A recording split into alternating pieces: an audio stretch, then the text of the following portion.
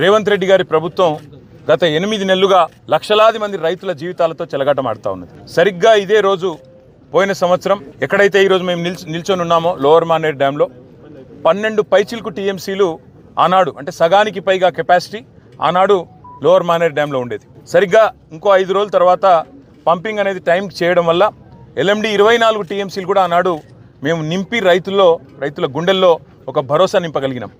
కానీ ఈ సంవత్సరం ఇప్పుడే అధికారులతో మాట్లాడుతూ ఉంటే అధికారులు స్పష్టంగా చెప్తా ఉన్నారు, ఇప్పటికి 45% తక్కువ వర్షపాతం నమోదైంది ఈ సంవత్సరం.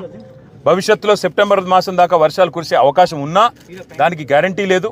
కాబట్టి పంపింగ్ అనేది ఇంకా మేము నిర్ణయం తీసుకోలేదు అని అధికారులు చెప్తా ఉన్నారు. ఇవాళ అక్కడ లక్షల క్యూసెక్కుల నీళ్లు కిందికి పోతా ఉన్నాయి ప్రతిరోజు కిందికి గోదావరి నదిలో. మేము అందుకే మా పార్టీ యొక్క శాసనసభ్యులు, శాసన మండలి సభ్యుల ఒక బృందం ఈరోజు అసెంబ్లీ సమావేశాలు ఉన్నప్పటికీ అందరం బయలుదేరి ఇక్కడికి వచ్చి ఇక్కడ ఎండిపోతున్న లోవర్ మానేర్ డ్యాము, దానిపైన ఉన్న మిడ్ మానేర్ డ్యాము, ఆ పైన ఉన్న ఎస్ఆర్ఎస్పి, అదేవిధంగా ఫ్లడ్ ఫ్లో కెనాల్ మీద ఉన్న వేలాది మోటార్లు, ఇవన్నీ కూడా మరి చూడడానికి, అదేవిధంగా ప్రభుత్వాన్ని డిమాండ్ చేయడానికి రంగనాయక సాగర్ కానీ, మల్లన్న సాగర్ కానీ, కొండపోచమ్మ సాగర్ కానీ, అన్నపూర్ణ రిజర్వాయర్ కానీ వీటన్నిటినీ నింపినట్టయితే రైతుల్లో ఒక భరోసా నింపినట్టయితుంది.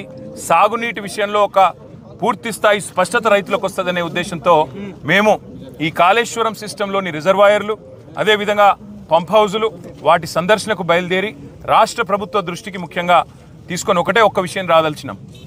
రైతులు ఆందోళన చెందుతూ ఉన్నారు. మీరు రాజకీయపరమైన కక్ష పెట్టుకొని ఇవాళ పంపింగ్ స్టార్ట్ చేయకుండా కాళేశ్వరం స్కీమ్లో నీళ్ళు ఇవ్వకుండా మళ్ళీ రేపు ఒకవేళ ఈ తక్కువ వర్షపాతం నమోదైందని లేదా వర్షాలు పడలేదని తద్వారా రిజర్వాయర్లు నిండలేదని చెప్పి మీరు సాకులు చెప్పి రైతులకు, రాష్ట్రంలోని మరి ప్రజలందరికీ నష్టం కలిగించే ప్రయత్నం ఏదైతే చేస్తున్నారో ఇది మంచిది కాదు. ఇవాళ కన్నెపల్లి దగ్గర బ్రహ్మాండంగా మీరు పంపు ఆన్ చేస్తే ఈ అన్ని రిజర్వాయర్లు కూడా పైన 90 టీఎంసీలలో ఈరోజు కేవలం అక్కడ 23-24 టీఎంసీలు ఉంది శ్రీరామ్ సాగర్లో అని చెప్తున్నారు. తర్వాత మిడ్ మానేర్లో 5 టీఎంసీలు ఉన్నది, ఎల్ఎండిలో 5 టీఎంసీలు, అంటే 140 టీఎంసీలకు గాను ఈరోజు కేవలం మనకు 35 టీఎంసీలు కూడా నిండి లేదు. ఇంకా పెద్ద ఎత్తున పంపింగ్ చేసుకునే అవకాశం, వెసులుబాటు ఉంది. దాంతోపాటు మీరు మల్లన్న సాగర్లో 50 టీఎంసీలు, కొండపోచమ్మ సాగర్లో 15 టీఎంసీలు నింపితే కేవలం రైతులకే కాదు హైదరాబాద్ మహానగరానికి కూడా రేపటి మంచినీళ్ళకు కానీ, మార్గమధ్యంలో ఉండే వేలాది గ్రామాలకు, ఇతర జిల్లాలకు, నియోజకవర్గాలకు కూడా మంచినీటికి కూడా ఇబ్బంది లేకుండా మనం రేపటికి మేనేజ్ చేసుకునే అవకాశం ఉంటుంది. అన్నిటినీ పక్కన పెట్టి రాజకీయపరమైన కక్ష, కేసీఆర్ గారిని బద్నాం చేయాలని చెప్పి మీరు 8 నెలలుగా చేసిన ప్రయత్నం అందరికి కనబడతానే ఉంది.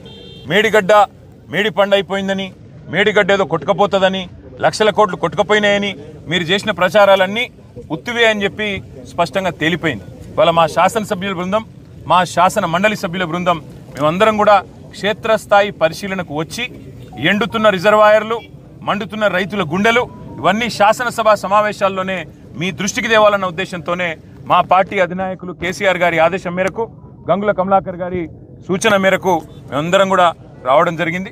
తప్పకుండా రైతుల పక్షాన రాష్ట్ర ప్రభుత్వాన్ని శాసనసభ సమావేశాల్లోనే నిలదీస్తాం, అడుగుతాం. ఎందుకు పంపింగ్ చేయడం లేదు? ఇవాళ దాదాపు 10 లక్షల క్యూసెక్కుల నీళ్లను తట్టుకొని, వరదను తట్టుకొని మేడిగడ్డ బ్రహ్మాండంగా టీవీగా నిలబడి ఉంది. అందుకే మేము అనేది రాజకీయాలు వదిలిపెట్టండి, ఎలక్షన్లు అయిపోయినాయి, ఇంకా కూడా రాజకీయ ప్రయోజనాల కోసం, రాజకీయం కోసం ఇవాళ రైతుల జీవితాలతో చెలగాటం ఆడవద్దని చెప్పి కూడా రేవంత్ రెడ్డి గారికి, ప్రభుత్వానికి విజ్ఞప్తి చేస్తూ అధికారులతో మా సంప్రదింపులు కొనసాగుతాయి.